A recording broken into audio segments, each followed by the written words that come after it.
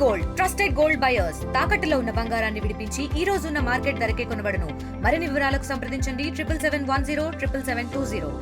రాష్ట్ర ప్రభుత్వము టీచర్ల బదిలీలకు సంక్రాంతి తర్వాత గ్రీన్ సిగ్నల్ ఇచ్చింది. అయితే సంక్రాంతి తర్వాత పరస్పర బదిలీల కోసం ఏదైతే ప్రభుత్వం బదిలీ చేసుకోవాలని చెప్పిన నేపథ్యంలో ఇప్పటికే డబ్బులు మారుతున్న పరిస్థితి నెలకొంది. గ్రేటర్ పరిధిలో 20 లక్షలు, మామూలు ప్రాంతాల్లో జిల్లా కేంద్రంలో 15 లక్షలు, గ్రామీణ ప్రాంతాల్లో 7 నుంచి 10 లక్షల వరకు డబ్బులు ఇచ్చుకుంటేనే పరస్పర బదిలీలు జరుగుతాయని చెప్పి చర్చ జరుగుతుంది. అందులో భాగంగానే ఈ ఉపాధ్యాయులకు సంబంధించి బీసీ టీచర్స్ అసోసియేషన్ ఉపాధ్యాయులు ఉన్నారు, దానికి సంబంధించి నాయకులు ఉన్నారు, వినోద్ ఉన్నారు, మనతో వారిని అడుగుదాం. సార్ చెప్పండి, ముఖ్యంగా ఈ పరస్పర బదిలీల కోసం ప్రభుత్వం అయితే గ్రీన్ సిగ్నల్ ఇచ్చింది. డబ్బుల ప్రవాహం ఎందుకు జరుగుతుంది ఇదంతా? నా పేరు మాడవేడి వినోద్ కుమార్, బీసీ ఉపాధ్యాయ సంఘం జిల్లా అధ్యక్షుడిని. ఈరోజు సావిత్రిబాయి పూలే 194వ జయంతి సందర్భంగా అందరికీ శుభాకాంక్షలు తెలియజేస్తున్నాను. ఏదైతే ప్రభుత్వం సావిత్రిబాయి పూలే జయంతిని మహిళా ఉపాధ్యాయ దినోత్సవంగా నిర్వహించాలని ఉత్తర్వులు ఇచ్చిందో దానికి మేము సంపూర్ణంగా హర్షం వ్యక్తం చేస్తున్నాము. అదేవిధంగా దాదాపు 10 సంవత్సరాల నుంచి ట్రాన్స్ఫర్లు లేవు, 10 సంవత్సరాల ప్రమోషన్లు లేవు, 7 సంవత్సరాల నుంచి బదిలీ లేవు.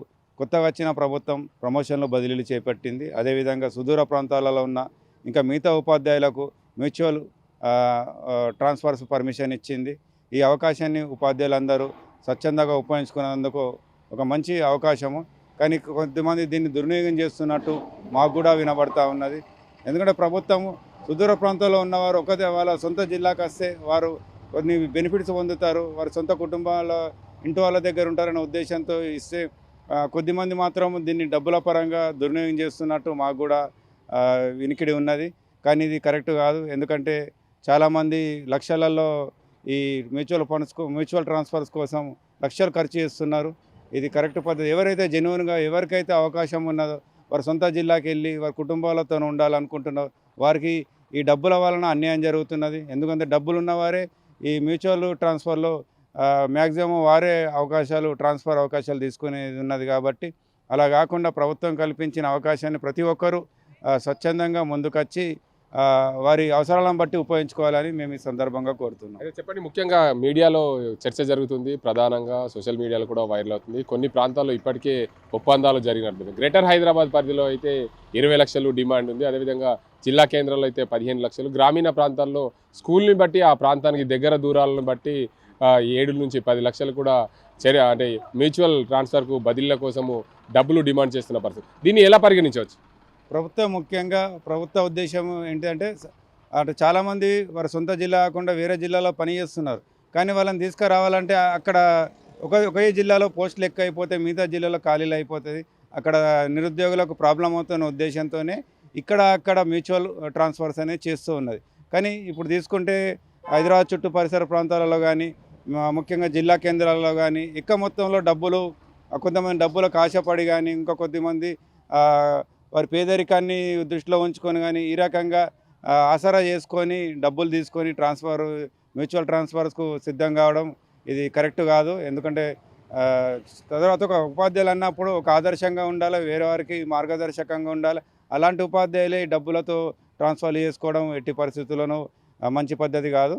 కొద్దిమంది ఇలా చేస్తూ ఉన్నారు. ఖచ్చితంగా దీన్ని ప్రభుత్వము అడ్డుకోవాల్సిందే అని మేము ఈ సందర్భంగా విజ్ఞప్తి చేస్తున్నాం. భావి భారత పౌరులను తీర్చిదిద్దే ఉపాధ్యాయులు ఆ లంచాలు ఇచ్చి బదిలీ చేసుకోవాల్సిన పరిస్థితి ఎందుకు వస్తుంది? మ్యూచువల్ ట్రాన్స్ఫర్ చేసుకోవాల్సిన పరిస్థితి ఎందుకు వస్తుంది? నా పేరు Vijay Kumar, BCTU district vice president, Nizamabad.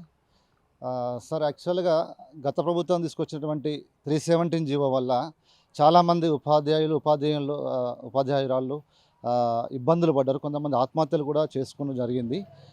ఈ ప్రభుత్వం మానవతా దృక్పథంతో ఈ పరస్పర బదిలీలకు అవకాశం ఇచ్చింది. ఎవరైతే జెన్యున్గా అవసరం ఉందో సుదూర ప్రాంతాల్లో ఉన్నారో వాళ్ళు మాత్రమే దీన్ని సద్వినియోగం చేసుకోవాలని ప్రభుత్వం భావిస్తుంది. కానీ కొందరు స్వార్థం వల్ల ఉపాధ్యాయ లోకానికి చెడ్డ పేరు వచ్చే అవకాశం ఉన్నది. ఇటువంటిది మేము ఖండిస్తున్నాం సార్. మొత్తానికి చూసుకోవచ్చు, ఏదైతే రాష్ట్ర ప్రభుత్వము పరస్పర బదిలీలకు తెరలేపింది. ఎందుకంటే దూర ప్రాంతాల్లో, సుదూర ప్రాంతాల్లో భార్యలు, పిల్లలకు దూరం ఉన్న ఉపాధ్యాయులు ఉంటారు. అదేవిధంగా గతంలో కూడా 317 జీవో ప్రకారం ఎంతోమంది ఉపాధ్యాయులు చాలా దూర ప్రాంతాల్లో ఉద్యోగాలు చేసిన కుటుంబాలకు దూరమైన పరిస్థితి. అందులో భాగంగా ఈ కాంగ్రెస్ ప్రభుత్వం తెలంగాణలో ఏర్పడ్డ తర్వాత మ్యూచువల్ ట్రాన్స్ఫర్ పరస్పర బదిలీల కోసం శ్రీకారం చుట్టి దీన్ని కొంతమంది స్వార్థపరులు డబ్బుల కోసం ఉపయోగిస్తూ దీన్ని అన్యాయం చేస్తారు. ఈ ప్రభుత్వం దీన్ని పూర్తిగా దృష్టి పెట్టి డబ్బులకు ఎక్కడైతే ఆస్కారం ఉందో దాన్ని ఆపివేస్తే బాగుంటుంది. ఇలాంటి డబ్బులు ఇచ్చి బదిలీలు చేసుకునే వల్ల చాలామంది అన్యాయానికి గురవుతారు. డబ్బులు ఉన్న వాళ్ళే పరస్పర బదిలీలకు అవకాశం ఉంది. డబ్బులు లేని ఉపాధ్యాయులు అన్యాయానికి గురవుతారు. కాబట్టి దీన్ని ఖచ్చితంగా మేము ఖండిస్తున్నామని చెప్పి బీసీ ఉపాధ్యాయుల సంఘానికి సంబంధించిన నేతలు చెప్తున్న పరిస్థితి. ఇది ఇక్కడ పరిస్థితి. కెమెరా సజిన్తో గంగారెడ్డి, RTV నిజామాబాద్. మరిన్ని వీడియోస్ కోసం ఛానల్ ని సబ్స్క్రైబ్ చేయండి. లేటెస్ట్ అప్డేట్స్ కోసం వాట్సాప్ ఛానల్ ని ఫాలో అవ్వండి. అండ్ లింక్ డిస్క్రిప్షన్ లో ఉంది.